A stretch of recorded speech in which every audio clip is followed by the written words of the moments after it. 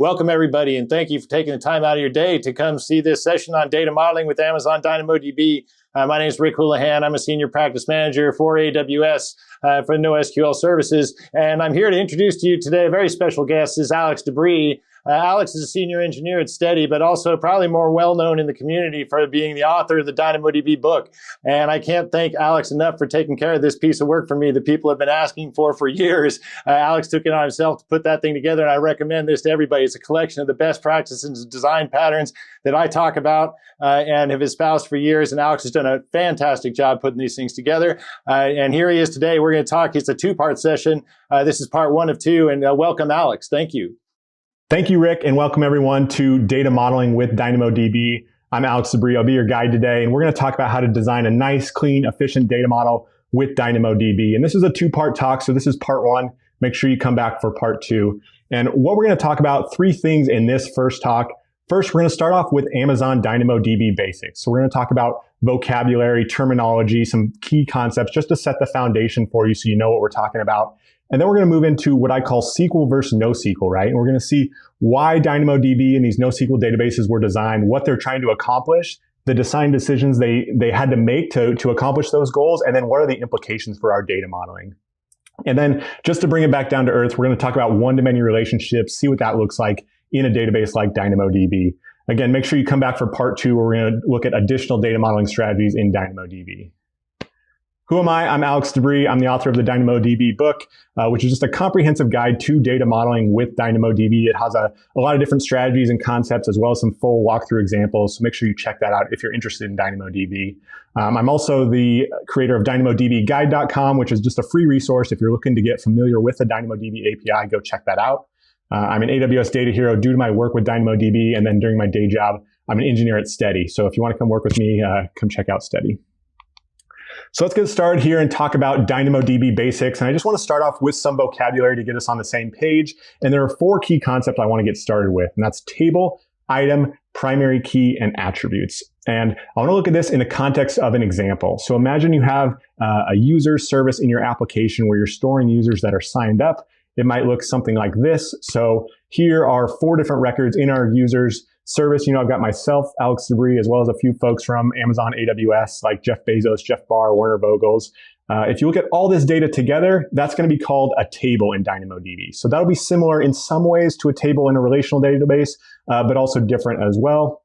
Now, if you want to look at an individual record, like I have here, that Alex DeBrie record, that's going to be called an item. So an item is going to be similar to a row in a relational database or a document in something like MongoDB. Now, when you create your table, you need to specify what's called a primary key. And every item you put in that table needs to include your primary key, and each item in that table needs to be uniquely identified by that primary key.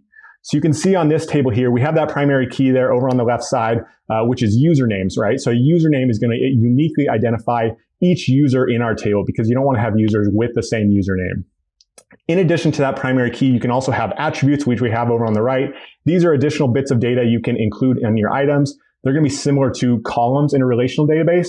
But the big difference here with DynamoDB is you don't need to declare those columns or those attributes ahead of time like you would in a relational database, right? So people call DynamoDB schemaless, and that's true in the sense that DynamoDB itself is not going to enforce your schema, right? The database isn't going to do it like it would in a relational world. So what you need to do is make sure you're enforcing that schema and having a schema in your application code so you know what you're writing to and reading from DynamoDB. Last thing I want to point out with attributes, if you look at these, each attribute is going to have a type, and that can include simple types like strings, like I have here for first name and last name. You can have strings and numbers, but you can also have complex types, right? So if you look at this interest attribute, I have an array of items there, and I can have multiple items in there. You can also have a map if you want to have complex objects, or you can have sets if you want to have a collection of unique items. So you can have these complex attributes in DynamoDB, supports them really well. We talked a little bit about primary key. I want to go back to that a little bit more just because it's very critical to how you model your data in DynamoDB. We'll see that a little later on here. But there are 2 types of primary key when you're working with DynamoDB. The first type is what's called a simple primary key, and that has just a partition key. And the second kind is a composite primary key, which is made up of 2 elements, a partition key and a sort key. So let's look at examples of those. You know, that example we already looked at, that users table, that was an example of a simple primary key, right? It just had one element, that username, that made up that primary key and uniquely identified each item. We can also look at an example of a composite primary key like we have here. So this is a table that can include actors and actresses and the movie roles that they've been in. You can see we have a composite primary key that has two elements. First, you have the partition key, which is actor, and then second, you have the sort key, which is movie. One thing I want to call out here, you might notice that there are a few items here that have the same partition key, right? We have two items that have Tom Hanks as the actor. And I mentioned that that primary key needs to uniquely identify each item. When you're using that composite primary key, it's the combination of those two elements, the partition key and the sort key, that uniquely identify the item. So you can have multiple items with the same partition key, and you actually will very often. Likewise, you see a couple items that have the same sort key, a couple items with Toy Story there, but since they have different partition keys, it's going to still uniquely identify each item. Most of the time, if you're doing a more complex application, you're going to be using that composite primary key because it gives you more complex access patterns as compared to that simple primary key, which is mostly just a key value store. So now I want to move on to what I call SQL versus NoSQL, because I know a lot of you have a background in, relational SQL databases. And I want to think about, what problems is NoSQL trying to solve? And because of that, what decisions do they have to make? And what are the implications for our data modeling? So let's get started with what problems NoSQL is trying to solve. And I want to show you that with a chart here. And on that x-axis, I'm just going to show data size, right? And you can see as you go further out on that x-axis, the data size is getting bigger and bigger from 1 gig all the way up to a terabyte and beyond. And then on that y-axis, you can see performance, right? And it starts at blazing fast and then goes to regular fast and it starts to get sluggish and then painful, right? And if you're working with a traditional relational database, something like MySQL, you might see a curve sort of like this, right? Where it starts off blazing fast and sort of slowly gets slower over time until it gets up into that painful range. When you launch your application for the first time or you're using it in test, you're loving it. You think it's great because, all the data fits into memory, everything returns really quickly. But sometime, 6 months, a year, 2 years down the road, you're going to get to, a lot of data in there. Now you're going to get sluggish. You need to investigate what's going on. Hey, why is this getting slower? Do I need to add more indexes? Do I need to do some denormalization? Do I need to make some other changes to my data model? And then at some point, it might get so painful, so slow that you need to re-architect, right? Because you use some features that worked at 1 gig and 10 gigs, but just don't work at 1 terabyte and 10 terabytes. You need to refactor how you do that. So that's the typical performance curve that you might see with a traditional relational database. DynamoDB, on the other hand, is going to have a performance curve like this. It's going to be very flat, right? It's going to be the same exact performance in your test environment or on the first day you launch as it is 10 years down the road when you have 10 terabytes of data and still churning through. It's going to be the exact same consistent performance. And that's really what DynamoDB is aiming to do there. So with that in mind, I think it's worth thinking about what I call DynamoDB's guiding principle. And this isn't in, the DynamoDB docs anywhere or in their marketing materials, but I think it's the unstated assumption of what guides product decisions around DynamoDB in terms of what features they add and more importantly, what features they don't add. And that principle is don't allow operations that won't scale. We do not want to let you do something that works at 1 gig and 10 gigs of data that's not going to work down the road at 10 terabytes of data. So given that, let's talk about SQL to NoSQL. How do they sort of, make sure they won't allow operations that don't scale? First thing is the primary key is very important. That's going to do how you do almost all your query patterns. And we looked earlier on about how we had these, actors and movie roles in this table. Almost all your access patterns are going to be based off that primary key. So it's very easy for me to go to this table and look up Natalie Portman in Black Swan. It's very easy to say, hey, give me all of Tom Hanks's movies. But it's very difficult to query off those attributes. We don't query off those attributes. So I couldn't say, hey, give me all the movies in the year 2000 or give me all the drama movies, right? That's not going to work. So very important to use those primary keys correctly. Second thing you need to know about DynamoDB is there are no joins in DynamoDB. And this is something that feels weird if you're coming from a relational database and you're used to joining your data and you're thinking, how do I do this? And really a lot of people, when they're working with Dynamo, they say, why the primary key stuff? Why the joins? Why is that going to work? And to understand that, I want to give you a little background on how Dynamo works under the hood, right? Because I used to think Dynamo was just this super fast computer up in the cloud and somehow they made just a faster computer. That's not what's going on. It's just basic computer science under the hood. So what we think of as DynamoDB, that DynamoDB front end, it's actually going to be splitting your data into these different partitions behind the scenes. So they have these different storage partitions. About every 10 gigs of data you have in your table, they're going to split it off into another partition. So imagine here, maybe we have 15, 20 gigs of data in our table. We've got these two different partitions. Now, when this request comes into DynamoDB, let's say I want to add a new item. So I make that put item call with DynamoDB. I'm going to insert Tom Hanks in big into my DynamoDB table. That DynamoDB front end, which is called the request router, what it's going to do right away, it's going to hash that actor value, which is your partition key. It's going to hash that partition key value and figure out, hey, which partition does this belong to? And it's going to say this item belongs to partition 1, and it's going to go write it to partition 1 and then return to you. And then what you can do, your data grows to 30 gigs, you add another partition, or maybe you need to add 6 more partitions, or maybe you need to add 1,000 more partitions. The important part is that initial step right there, that's a constant time operation. It's always just going to be a lookup in a hash map, very quick, very efficient. So even if your table gets to 10 terabytes, the very first thing that's happening is it's narrowing it down to this 10 gig chunk and figuring out which partition it needs to go to. So that's really great. And again, you don't need to worry about these partitions. DynamoDB is doing it for you. But I think this helps help you build that mental model of what's happening with DynamoDB. So now we know about those partitions. We know that's why we can't do joins. We know about these primary keys. What are the implications for our data modeling, right? They've made these design decisions. How do we use DynamoDB in our application? So first implication you need to know is you need to know your access patterns up front. And this is going to be different than a relational database where, you sort of model your data in this abstract way. You put each entity in a separate table and you model the relationships between them. And then you think about your access patterns and say, what queries do I need? Which indexes do I need to add? That's not the case with DynamoDB. With Dynamo, you're going to design your table for your access patterns to make these efficient lookups. So that's one big one. You need to know your access patterns up front.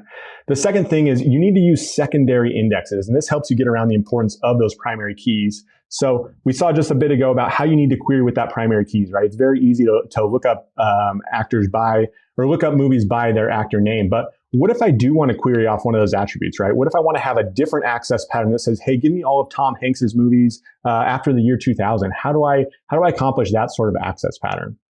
And what you can do is you can use something called secondary indexes. And this basically allows you to declare an additional primary key on your table. And DynamoDB is going to handle duplicating that data into that secondary index with that new primary key to enable those additional access patterns. So these items I have here, I could have a secondary index with the partition key of actor and the sort key of year. It's going to rearrange it like this. And now you can see they got that partition key of actor, short key of year. Very efficient for me to go and look up Tom Hanks's movies by a particular year. So secondary index is very important. 2 things you want to note there.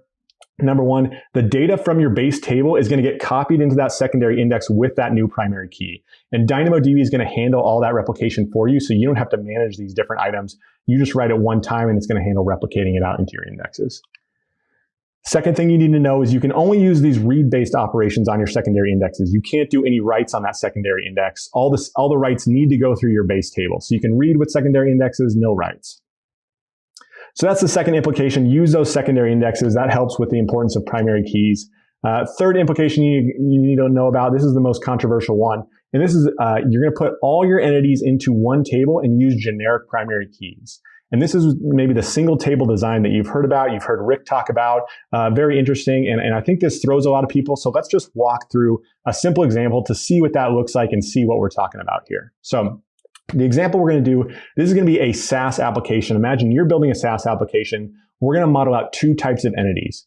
First, we're going to have organizations. They're the people that sign up for your SaaS application, pay your bill. And then within that organization, there are users that act on behalf of that organization to actually use your SaaS application. So let's see how we'd model these 2 different types of entities in a single DynamoDB table. We'll start with a couple organizations. And here we have 2 items in our DynamoDB table, 2 organizations. We have Berkshire Hathaway and we have Facebook. A couple things I want to call out here. If you look at the primary key, notice that the primary key names are very generic, right? It's just PK for partition key and SK for sort key. I'm not using something like organization name or username and things like that, because if I have multiple different item types in my table, they're not all going to share the same attribute name. So my organization is not going to have a username. My user is not going to have an organization name. So you need to have these generic names here. Another thing you need to look at is just look at the pattern and the values for these primary key values. They're kind of weird. It's in all caps. It's also got this pattern where I start with org hash and then the organization name. And I'm doing that for both the partition key and the sort key. And what you're going to do is you're going to create these little templates and say, hey, this is what an organization items pattern looks like. It's going to help you arrange those items. It's going to help you tell one item type from another in your DynamoDB table. So now we know the basics. We've got our 2 organization items in there. Let's add a few user items. So here we go. We now have 5 items in our table. We still have our 2 organization items, but we've also added 3 user items in our table outlined in red. So for Berkshire, we've got Charlie Munger and Warren Buffett. And then for Facebook, we've got Sheryl Sandberg. Couple things I want to point out here. Just look at the primary key pattern. They're slightly different on that user item, right? So the user short key is going to be user hash and then the username to help you indicate, this is a user item. Another thing I want to notice is just notice that the attributes are going to be different between these different types of entities, right? So if you look at that organization entity, it's got attributes like organization name, subscription level, things that matter for that organization. Whereas the user is going to have attributes like username and role, things that matter for that user. And they can be distinct. And that's where that schemaless nature of DynamoDB really helps you, because you don't need to declare all these attributes and sort of enforce a schema on all these different types of items. So this is the basics of single table design. This is where people get thrown a little bit. So I want to bring it back down to earth a little bit and talk about one-to-many relationships, because I'm guessing most of you have modeled out one-to-many relationships in applications before. I want to walk through how you might do that in DynamoDB, what that looks like, just to give you a feel for how it's different than a relational database. So let's talk about one-to-many relationships. First, what is a one-to-many relationship? Well, this is any time you have some sort of parent entity with a lot of related sub-entities, or you might have an owner entity that has all these related entities. So examples of this might be an office with employees, right? An office might have multiple employees that work in that office. In an e-commerce store, you might have a customer with multiple orders, right? One customer makes many orders, at least you hope, if you're building out an e-commerce store. And then in your SaaS application, you have the organization and many users in that organization, like we just talked about in our example. So with one-to-many relationship, there's a key problem you need to solve, and that's usually, how do I get information about my parent item when I'm fetching my related items, right? If I'm fetching an order, how do I also get information about that customer at the same time? If I'm fetching a user, how do I get information about its organization as well? If you're using a relational database, you do that by normalizing your data and using joins at query time. But we already talked about how Dynamo doesn't have joins. So Dynamo, you need to do that a little bit differently. A couple different strategies here. One is to denormalize your data, which could sound like a dirty word for you, those of you coming from a relational database. A second strategy is to pre-join your data. So we are going to look through 3 different, what I call strategies, one-to-many relationship strategies. And these are just different approaches to modeling out these one-to-many relationships depending on your needs. So let's get started with the first strategy. First strategy is a denormalization strategy, and it's denormalization plus a complex attribute. So I want to show this by way of an example of when we do this. Let's go back to that SaaS application that we've already used, where we had organizations and we had users. We're going to add one more entity type in here. And we're going to say when an organization signs up for that SaaS application, right, they have to pay for it, they have to choose a subscription level.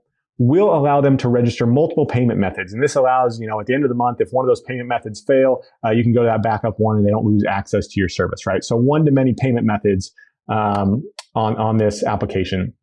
So how would we model that in DynamoDB?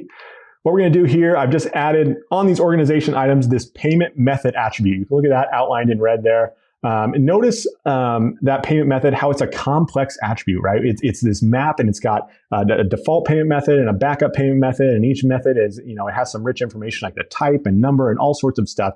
So it's this complex object, which is something you would never do in a relational database, because one of those normalization, one of the principles of normalization is to break each column value down to an atomic value. So you wouldn't have a complex attribute like you do here, but we're going to do that here in DynamoDB. This is a good strategy when 2 things are true. Number one, you don't have an access pattern on that related item directly, right? So in this case, that related item is the payment method. We're never going to say, hey, I have this credit card number. Can you go find which organization it belongs to? We're never going to have that access pattern. The only access pattern we're going to have around payment methods is, hey, it's the end of the month. We need to charge this organization. Go look up the organization, find all the payment methods related to it, and work through them until one of them succeeds, right? So we don't have an access pattern on that related item directly. You also want to make sure you have a limited number of related items. And this is because DynamoDB has an item size limit of 400 kilobytes. So you don't want to exceed that by putting too much information on that parent item.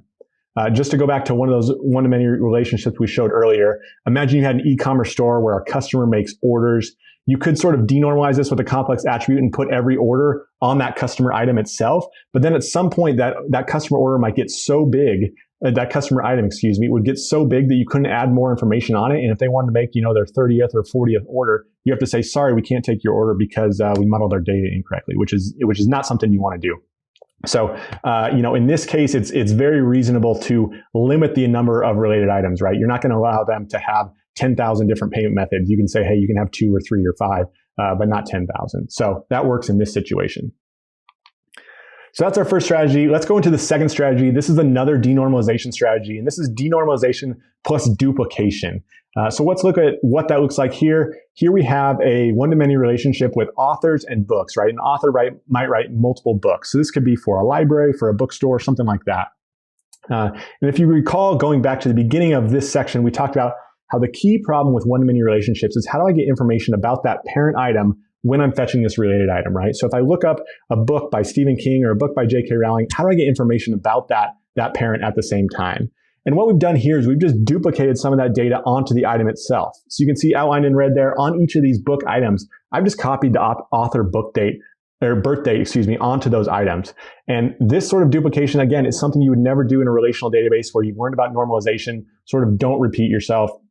But I think it's helpful to think about why normalization is helpful here and why you want to do that.